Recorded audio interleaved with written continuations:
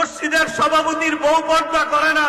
সেক্রেটারির বউ পর্দা করে না, ক্যাশিয়ারের বউ পর্দা করে না, অনেক ইমামের বউ পর্দা করে না, অনেক খতিবের বউ পর্দা করে না, অনেক ওয়াইজের বউ পর্দা করে না, অনেক মুসল্লির বউ পর্দা করে না, অনেক হাজির বউ পর্দা করে না। আল্লাহর কসম হাজি তোমাকে শোনায়া যাই, শুনে রাখো, লেখে রাখো, মসজিদের সভাপতি লেখে রাখো, সেক্রেটারি লেখে রাখো,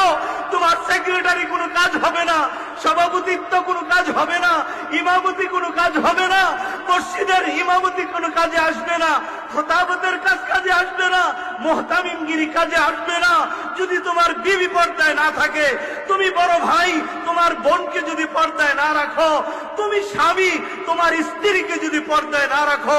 মদিনার নবীর ঘোষণা শুনে নাও। আল্লাহর নবী বলেছেন, এই সমস্ত নামাজি, এই সমস্ত হাজি, এই সমস্ত আলেম যারা নিজের বউকে